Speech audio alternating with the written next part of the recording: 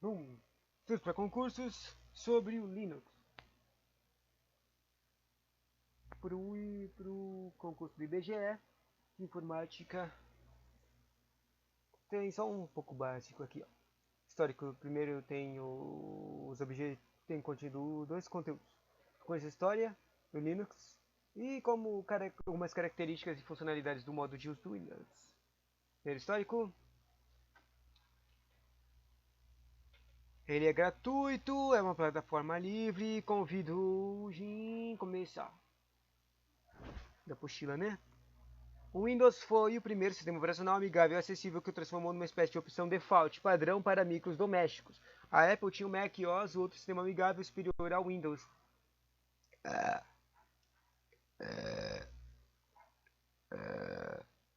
Muito superior ao Windows em muitos aspectos, mas que só rodava nos computadores produzidos pela própria Apple, mas muito mais caros que os outros PCs. Então não era recomendável doméstico. Quem precisava de um sistema robusto e confiável para seus Quem precisava de um sistema robusto e confiável para seus servidores optava por uma das várias versões do Unix, que é o Linux. Profissionais da área gráfica usavam Macs e os demais conviviam com os problemas do Windows. O Linux surgiu de uma forma completamente despretensiosa, como projeto de um estudante finlandês que fazia curso e como hobby permitiu o Linux transformar-se no que é. Tudo começou em 1983, quando depois da IBM lançou o seu primeiro PC. Aí Microsoft sua primeira versão do iOS. O ZMac é um editor de texto que combina uma grande quantidade de recursos e ferramentas úteis para os programadores. O GCC é o compilador que permite transformar o código escrito nele em executáveis. A ideia era desenvolver um sistema operacional completo, mas para isso faltava uma peça principal, o kernel. Imagine o kernel como um cérebro de um coração de sistema operacional. Ele sozinho não serve para nada. Mas sem ele, o resto do corpo também não vai muito longe. Em 1991, o Free Software Foundation ainda está dando os primeiros passos e desenvolvendo o método Herd, enquanto o Linux de Linus Torvalds era utilizável desde suas primeiras versões. Por volta de 94 foi lançada a primeira versão do Linux chamado Xfree, uma interface gráfica usada na vários sistemas do Unix. Basicamente, antes do Xfree, o Linux tinha apenas a velha interface de modo texto, o que explicava o fato de que ele só ser popular entre programadores e administradores do sistema. Nessa época começaram a surgir as primeiras distribuições do Unix, que eram um jeito mais fácil de instalar o sistema, ao invés de ficar compilado tudo, começando pelo kernel e passando por todos os aplicativos do Free Software Foundation e outros que você pretendesse rodar, você simplesmente passava alguns dias editando arquivos de configuração com a ajuda de alguns manuais mal escritos. No caso, explorando o Kikai em concursos. E mais usado é o modo Linux Ubuntu, versão Ubuntu. O que é Ubuntu? É a distribuição Linux gratuita, é uma distribuição gratuita do Linux e é um sistema operacional para computadores no qual cada 6 meses uma nova versão é lançada. Possui atualizações de segurança gratuitas e para o surgimento de novas versões também há gratuidade. Um extra aqui é basicamente o Linux. Tem uma versão que adapta, que tem uma especificidade para cada tipo de coisa que você quer. Ou seja, quando você quer um sistema operacional usar o Linux, você vai lá e procura lá nos trecos de sistemas operacionais o que você quer trabalhar com o seu Linux. Tipo, você quer trabalhar com gráficos, trabalhar com texto, trabalhar só desktop. Bom, daí você baixa o Linux da versão que você acha que vai trabalhar melhor, né? A distribuição do Ubuntu. Aqui fala de 3 tipos de Ubuntu. Sua interface gráfica baseada no ambiente gráfico GNOME, possuindo áreas de 3 projetos paralelos, usando outros ambientes gráficos. O Kubuntu, o Edubuntu e o Xubuntu. O Kubuntu, ambiente gráfico KDE, que ele usa o sistema K Desktop Environment. O Edubuntu, que é usado para programas educacionais, utilizando o ambiente gráfico GNOME. E o Xubuntu, que é um ambiente gráfico Xforce, que é aquele Xforce que usou antes. Usa o Xforce Common Environment. Ele é recomendado para computadores com pouca memória e capacidade de processamento. Basicamente, esse aqui é o cara que não vai ter uma interface gráfica muito tipo um desktop, mas vai ser usado como se fosse de texto. Para mais informações sobre o sistema operacional Ubuntu, consulte a comunidade Ubuntu Brasil em ubuntu.br.org. Interessante. Recomendação de uso: você pode usar o Ubuntu através de um Live CD, sem precisar instalar o sistema operacional na máquina, não verificando seu sistema operacional existente. Para isso, coloque um Live CD do Ubuntu e reinicie o computador. O seu computador deverá iniciar o Live CD com duas opções, uma de instalar o operacional e a outra de apenas iniciar. É só escolher a opção iniciar. Sob a área de trabalho Linux Ubuntu, clicando com o botão direito do mouse em cima da área de trabalho, você poderá acessar a opção e alterar o plano de fundo. Com o botão direito, daí aparece aqui preferência de aparência, tema, plano de fundo ou fontes. Daí aparecem umas aberturas aqui. Possui a opção tema, plano de fundo ou fontes. Cada opção permite a liberdade de interação. Na opção tema você pode personalizar e escolher um tema. No plano de fundo você pode escolher um estilo e definir um lado a lado ou esticado ou zoom do plano de fundo. Você pode também as opções de fonte. Você pode alterar as fontes dos aplicativos das áreas de trabalho e também dos documentos e títulos de janela. Sobre alterar o plano de fundo. Primeiro, tem 8 instruções para alterar o plano de fundo. Primeiro, posicione o ponteiro do mouse no espaço vazio da área de trabalho, que nem no desktop normal, no macro do Windows. Clique com o botão direito do mouse no aberto. Escolha a opção alterar plano de fundo, ou seja, se você clicar na área aberta do plano de fundo do desktop, vai ter já uma opção, tipo, você não vai ter que fazer um caminho inteiro, vai ter uma opção direta de mudar o plano de fundo. Aí é aberta uma janela que diaglia o plano de fundo selecionada. Esse daí, quando abrir essa janela, você pode usar a barra de rolagem para escolher outras imagens que tem disponíveis. Ou você pode escolher uma imagem clicando nela e você pode escolher um estilo, por exemplo, zoom, que vai aumentar o tamanho da imagem. E depois é só fechar. Tipo, é só escolher, entendeu? Sobre adicionar uma imagem no plano de fundo, né, um extra, né, que tem as temáticas já lá no computador e as que são adicionadas. Posicione o ponteiro do mouse no espaço vazio da área de trabalho, clique no botão direito para abrir o plano aberto e é aberto um menu de opções. Escolha o menu opção alterar plano de fundo. Daí é aberta uma janela com a guia do plano de fundo selecionada e adicionar, clique com o botão esquerdo do mouse. Você viu? É basicamente a mesma coisa que antes, só que você vai ter ao invés de você clicar no botão de estilos ou clicar na imagem, você vai clicar no botão adicionar. Aqui tem uma imagem do que aparece quando você clica com o botão direito na desktop. Aparece um pesquisar, usado recentemente, casa, desktop, sistema de arquivos, drive de disquete e backgrounds. Backgrounds é o plano de fundo, só que escrito em inglês. Daí tem imagens, documentos, música, vídeos e downloads. Você vai lá e clica em algum desses caras e seleciona abrir. Daí, voltando para o teclado de adicionando imagem, é aberta uma janela em locais e escolhe parte backgrounds. Do lado direito vai aparecer diversos nomes e imagens. E a última instrução é usando a barra de rolagem, selecione uma imagem e depois clique no botão abrir. Dessa forma a imagem é disposta no conjunto de imagens do plano de fundo. Pronto, ponto, ponto. Sobre os painéis. O Ubuntu é constituído de dois painéis, um painel horizontal, que se chama menus de botões, tipo a barra de iniciar do desktop, e uma barra horizontal abaixo, que é usado para mostrar os botões de janelas alternâncias na área de trabalho e lixeira. Vocês não entenderam? Tem uma janela no Microsoft, só tem uma barra de tarefas, certo? Daí, se você pensa no macOS, ele tem uma barra de tarefas lá em cima, parte de cima e na esquerda. Mas o Ubuntu é diferente, ele tem uma barra de tarefas e uma barra em cima e uma barra de tarefas embaixo, cada uma faz uma coisa. Daí, depois disso, o menu aplicativos. Nesse menu encontra-se. Esse menu de aplicativos é a coisa que eu estava lendo agora há pouco. Não consigo dizer. Nesse menu de aplicativos encontramos opções para acessarmos os programas do Ubuntu. O menu é dividido de acordo com o tipo de programa: acessório de escritório gráfico, internet e jogos e multimídia. Tipo, desses 5 tipos aí. 6 tipos, quer dizer. Podemos também acessar o central de programas do Ubuntu, na qual teremos as informações dos programas instalados e também instalar novos programas. Uma característica dos menus é que, ao passar o mouse sobre o nome dos programas, a própria distribuição mostra uma breve descrição do mesmo. Daí, aqui tem um exemplo de passando o mouse e aparece a descrição de pesquisar por arquivos, que significa localizar documentos e pastas neste computador por nome ou conteúdo. Daí agora tem os exemplos de programas do menu aplicativos, que a gente falou agora há pouco.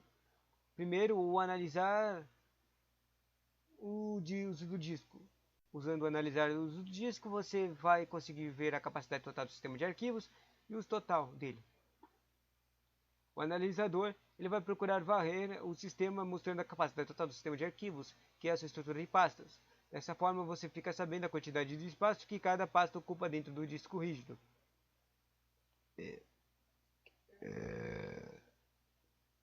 Varrer a pasta total, pessoal, mostra o espaço usado na pasta do usuário. No Windows, esta pasta é conhecida como documentos e settings.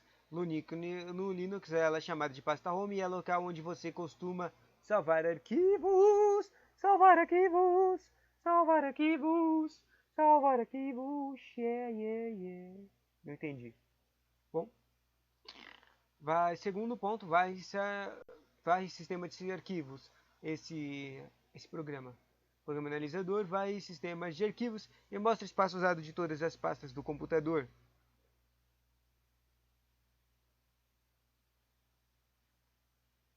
Ponto 2.2.5.2 Calculadora.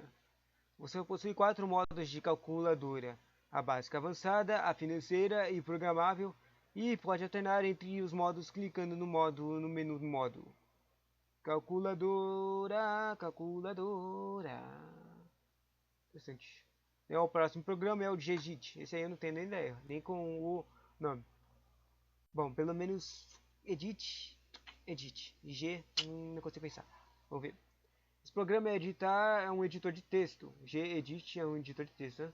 No Windows tem o bloco de notas, no Linux tem o Gedit. O Gedit permite fazer anotações e não é usado para recursos avançados de editoração. Depois de escrever, você pode clicar no menu Arquivo e escolher a opção Salvar como, ou caso deseje, clicar no botão de atalho do menu escrito Salvar. Dessa forma é aberta uma janela pedindo que se defina um nome para o arquivo, que seu arquivo seja salvo nele. No Gedit, criando novos documentos sem título.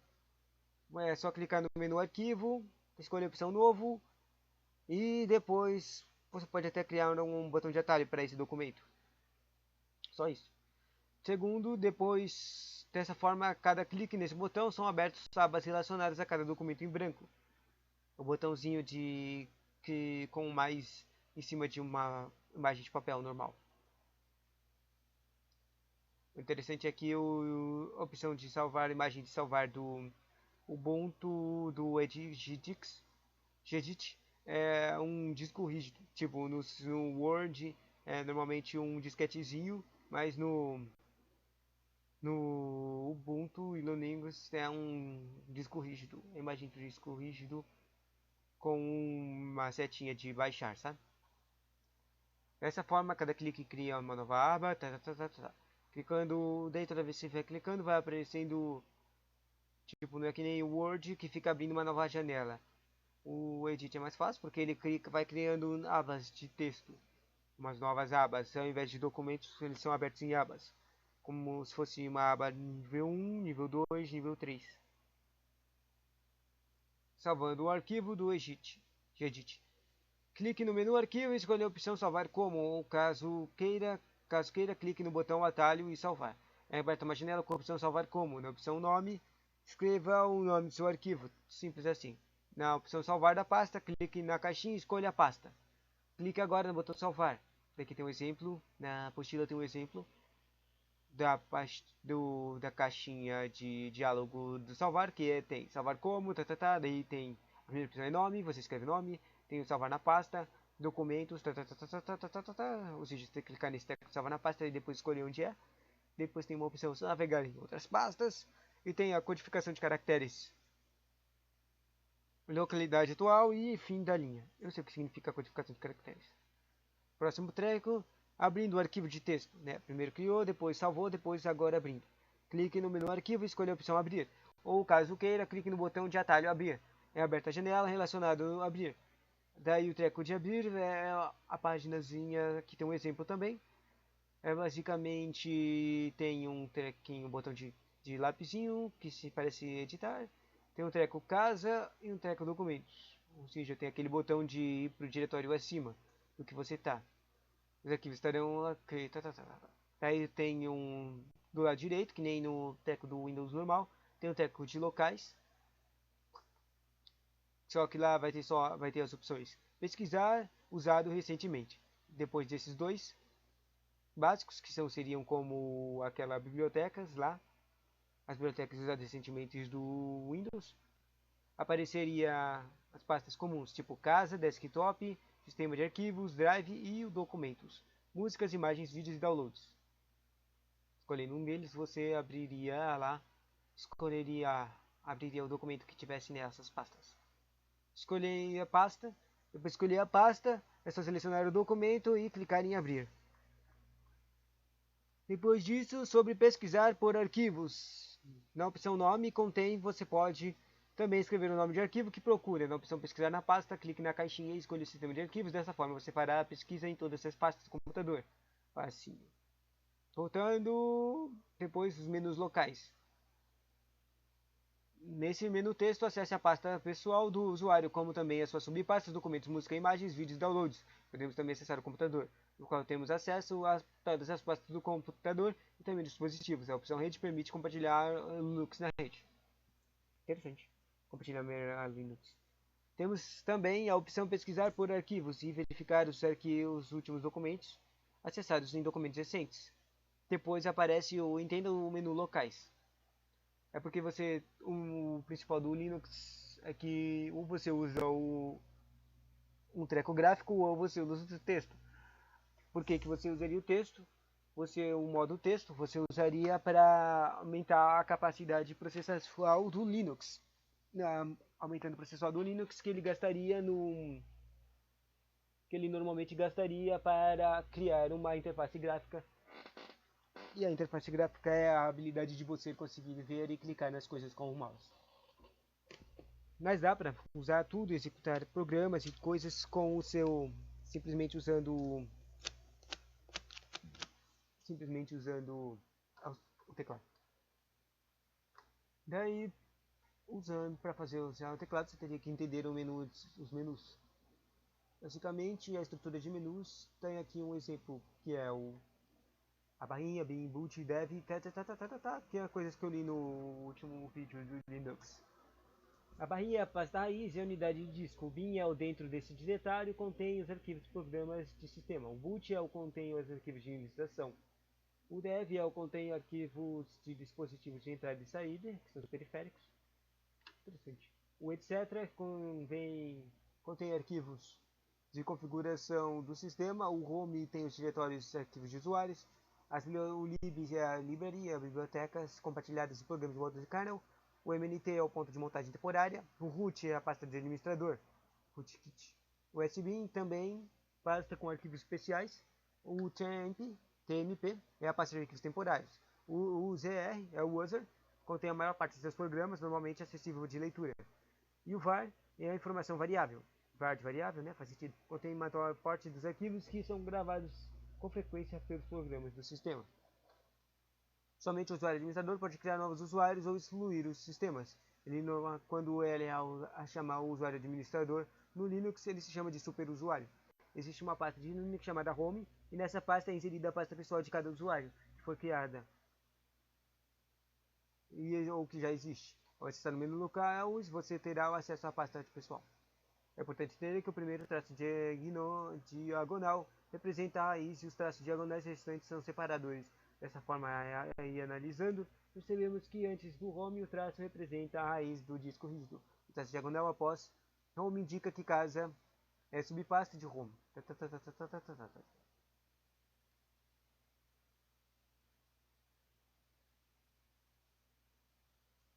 Agora sobre as pastas. Pontam pastas lá no Linux. Como é que se cria uma pasta?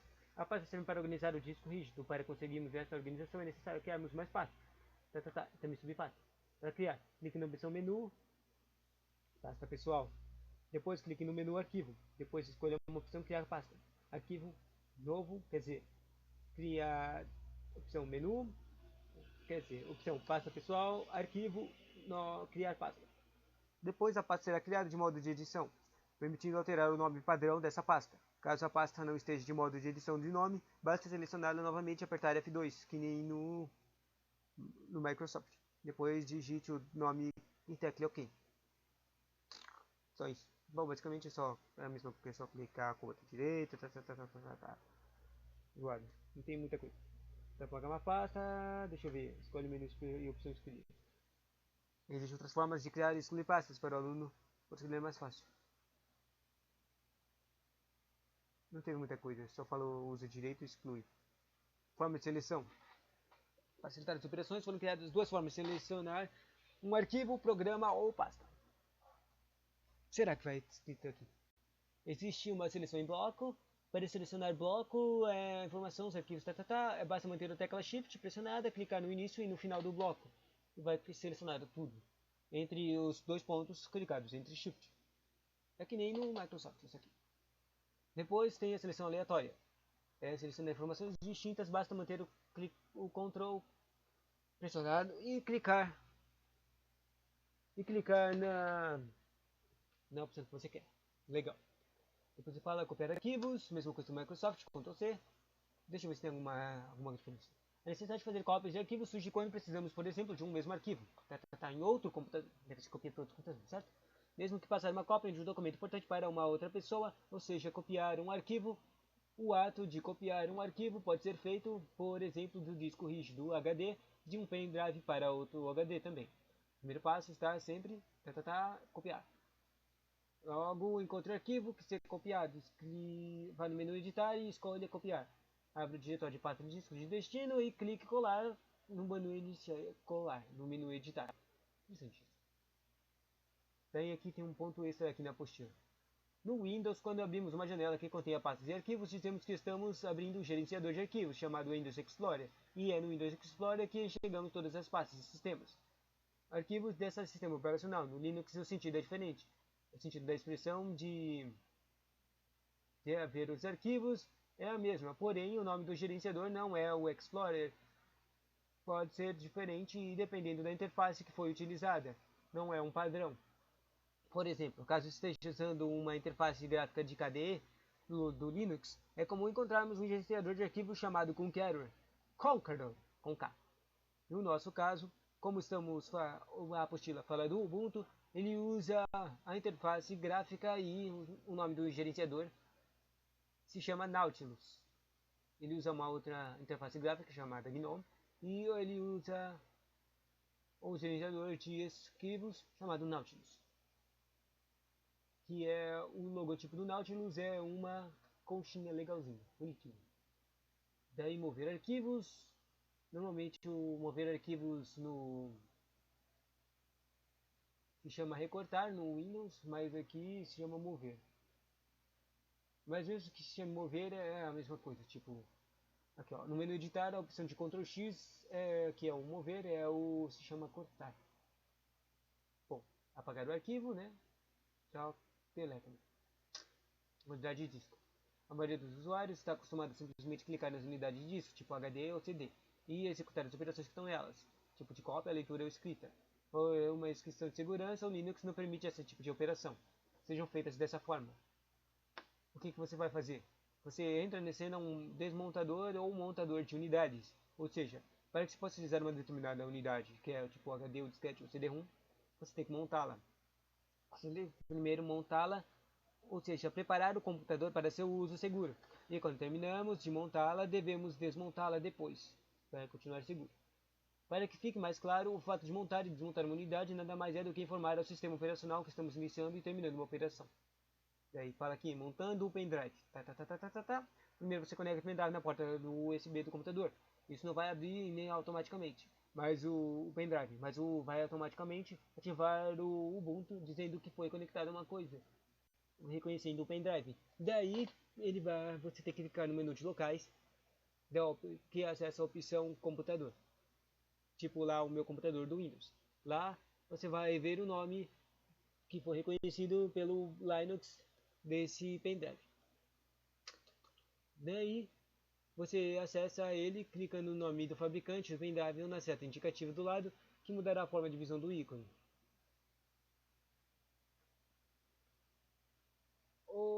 E depois disso, para desmontá-lo. Tipo, eu achei que ia ter alguma coisa muito mais complexa para montar o treco, mas não, é só clicar e colocar o treco. E dizendo que o treco não é executado automaticamente, né? Desmontando o pendrive, fecha a janela, clique no menu locais, clique com o botão direito no treco e escolha a opção remover com segurança. Basicamente a mesma coisa do Windows, né? Quando você clica alguma coisa. Sobre o menu Sistema de Operações Preferenciais.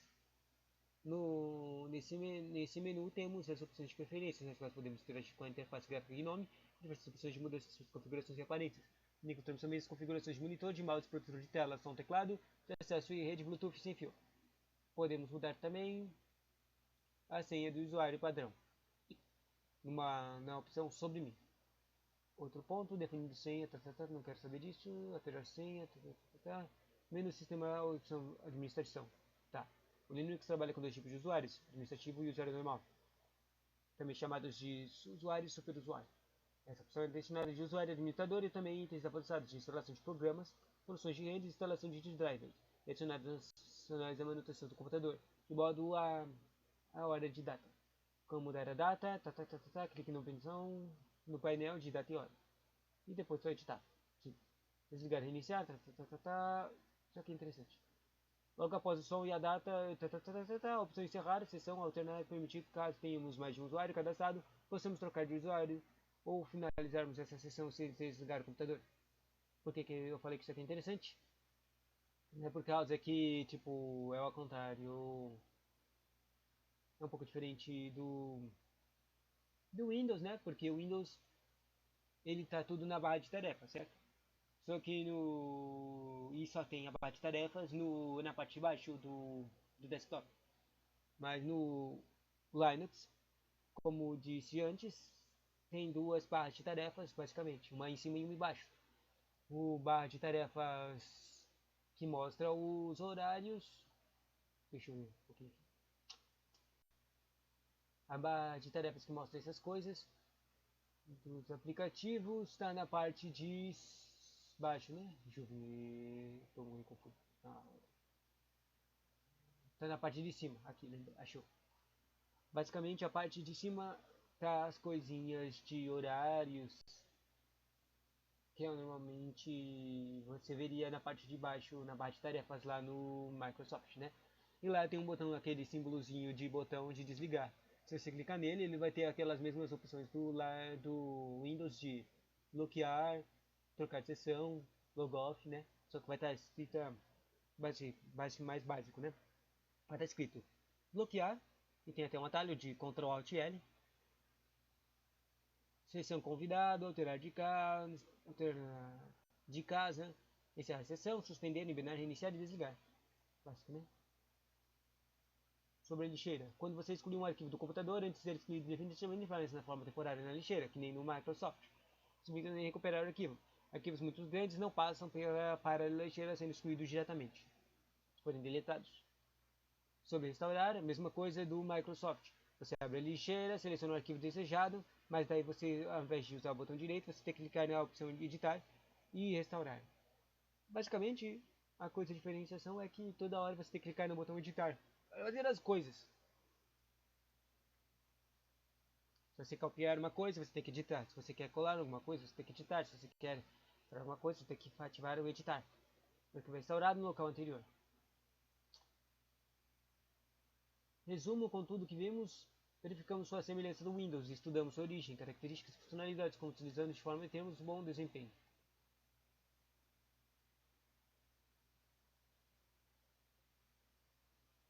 Agora perguntinhas. Caso contrário, busque alguma substituição.